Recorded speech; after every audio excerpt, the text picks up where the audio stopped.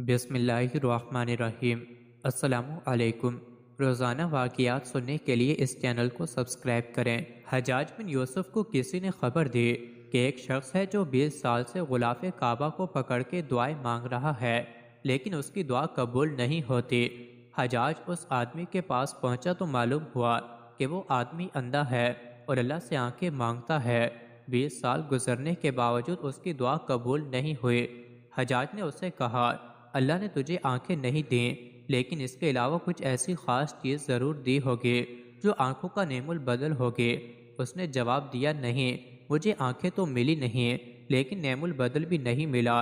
حجاج نے اس کو اپنی تلوار دیتے ہوئے کہا، اچھا، یہ میری تلوار رکھو، میں 3 دن بعد یہی کعبہ کے پاس آؤں گا، اگر تیری آنکھیں واپس نہ آئی ہوئیں تو تجھے قتل کر دوں گا۔ 3 دن بعد جب حجاج واپس وہاں آیا تو شخص کی بینائی واپس آ چکی تھی۔ حجاج نے کہا، اب تجھے معلوم ہوا کہ دعا مانگنے کا طریقہ کیا ہے۔ ہمارے ایک دوست کو 1 سال پہلے سرطان کینسر ہوا تھا۔ بتاتے ہیں کہ میں جس ہسپتال میں تھا وہاں ایک شخص آیا، اس کو بھی سرطان تھا۔ ڈاکٹر نے کہا، آپ کے علاج پر اتنا خرچہ آئے گا۔ اس نے کہا، میرے پاس تو اتنے پیسے نہیں ہیں۔ کسی نے اس کو کہا کہ اللہ سے تہجد میں اٹھ کر مانگو، اللہ ضرور پیسوں کا انتظام کر دے گا۔ اس شخص نے نہ جانے کس طرح اللہ سے مانگا کہ چند دن بعد اس کا سرطان ہی ختم ہو گیا۔ ہسپتال والے حیران تھے کہ سارے ٹیسٹ کلیئر آ گئے۔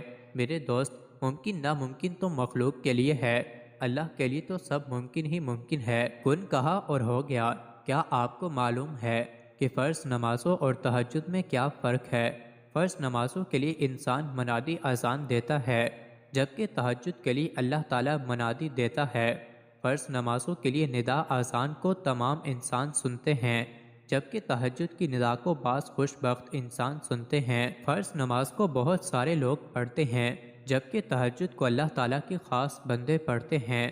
فرض نماز کی پکار ہے، حیا علی الصلاۃ، آؤ نماز کی طرف، جبکہ تہجد کے لیے پکار ہے، کوئی مجھ سے مانگنے والا، میں اس کو عطا کروں۔ اے اللہ، ہمیں تہجد کی محبت اور اسے پڑھنے کی توفیق عطا فرما۔